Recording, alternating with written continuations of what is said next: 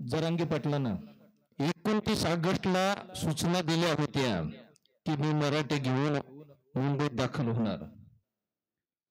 आता जरांगे या विरोधकांना सरकारला कोर्टाला वाटलं की बा जरांगे नावाचं वादळ मुंबईच्या किनारपट्टीवर धडकणार आणि मग हे वादळ अडवण्यासाठी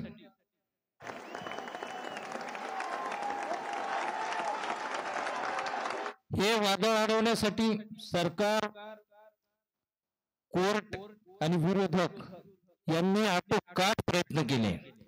एवढे प्रयत्न की त्या मुंबईतली खाऊ गल्ली, खानावळ, हॉटेल एवढंच नाही तर पाणी सुद्धा तिथं ठेवलं नाही. आणि एवढंच नाही तर वरून पाणी, त्या मैदानावर पाणी. आणि मराठे ज्या उड्डाण पुलाखाली, मुंबईची लाईन कधी जाताना ऐकली होती का हो?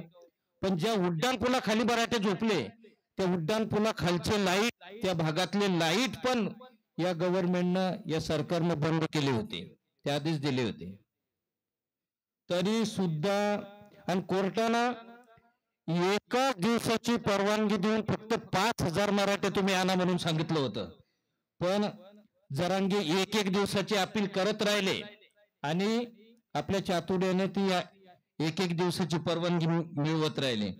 त्यानंतर सदावर्ती सारख्या अनेक विरोधकांनी याचिका दाखल केली की मुंबई ही देशाची राजधानी असून मुंबईकरांना या लोकांचा त्रास होतो.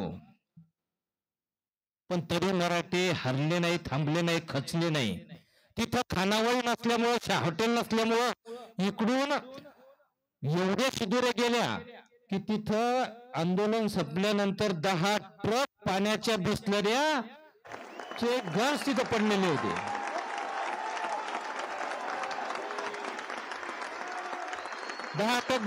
म्हणजे ते उचलायला, त्या शिदोऱ्या उचलायसाठी जवळपास 5 दिवस गेले. आणि त्या ज्या भाकरी उरल्या होत्या ना, तिथं पूर्ण मुंबई जेवण उरल्या असत्या.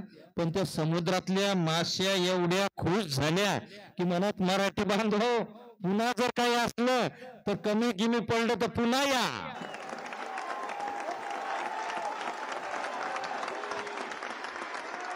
एक बाळासाहेब होते की जे मुंबई बंद करण्याची ताकद 1 दिवसाची बाळासाहेबांची होती. मुंबई बंद म्हणली, बाळासाहेबांनी जर हात केला की बंदचा, तर बंद म्हणजे बंद. पण या पठ्ठ्यानं 3 ते 4 दिवस मुंबई बंद ठेवली.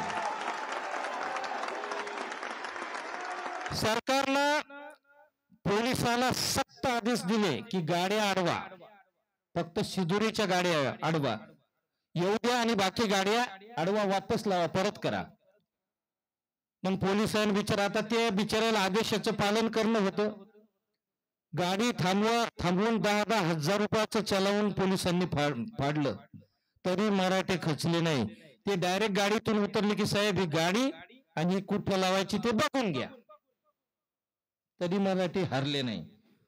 मग पोलीस शेवटी नाईलाजानं सरकारला बोलले, फडणवीस साहेबाला, की आता नाईलाज आहे.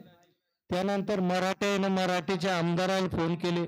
मराठ्याच्या आमदारांनी फडणवीस साहेबाला फोन केले की साहेब आता जर जरांगे पाटलाच्या जीवाला काही झालं तर सरकार तर पडेलच, पण महाराष्ट्र जळाल्याशिवाय राहणार नाही. म्हणून जी समिती स्थापन केली होती, विखे पाटील आणि समिती तात्काळ उपोषणाच्या आंदोलनाच्या ठिकाणी हजर झाले आणि हैदराबाद गॅजेट आणि सातारा गॅजेट लागू केलं. लागू केल्यानंतर पुढे काय झालं की एक प्रतिज्ञापत्र जो मराठ्याचा कुणबी झालेला आहे, त्यानं जो त्याचा सोयरा आहे परंतु त्याच्याकडे कुणबी प्रमाणपत्र नाही, जर एखादा हक्क नोंदणी म्हणा, एखादा महसूल मधला डॉक्युमेंट जर कुणबीचा त्याला सापडला नाही तर त्याचा कुणबी असलेला सगळा सोयरा प्रतिज्ञापत्र देऊन, आणि प्रतिज्ञापत्र 100% देणारच आणि 100% मराठा कुणबी होणारच. विखे पाटलानं घाई केली आणि जरांगे पाटलाची जी मागणी होती ती मागणी पूर्ण केली. जरांगे पाटलांना सुद्धा मनात, जरांगे पाटलाचे चातुर्य बघा, जरांगे पाटलाच्या मनात भीती होती की वरून पाणी, खाली मैदानात पाणी, खायला काय नाही, प्यायला काय नाही, माझे मराठ्याचे हाल होतात. परंतु जरांगे पाटलांना न खसता खंबीरपणे GR मागून घेतला हैदराबाद गॅझेटचा. त्यांना जे पाहिजे होतं ते मागून घेतलं आणि अशा प्रकारे मराठ्यांची जीत या ठिकाणी 100% झाली. आता मला एक प्रश्न पडतो की आमच्या विदर्भातले, आता मी पण कुंभी, मी काय आतंकवादी नाही बरं का, मी कोण आहे, कुंभी. आमच्या विदर्भातल्या प्रत्येक कुंभ्याने शिदोरी पाठवली आपल्या. आज पण आता त्या शिदोरी म्हणजे इकडून तयारी केली आज या गणपतीजवळ, आणि तिकडून आंदोलन संपल्यामुळे इथं आज ती शिदोरीची पंगत झाली, मस्त जोरदार बापळ झाले, दाबून आणले आपण. विदर्भातल्या अनेक कुंभ्याने शिदोऱ्या पाठवल्या.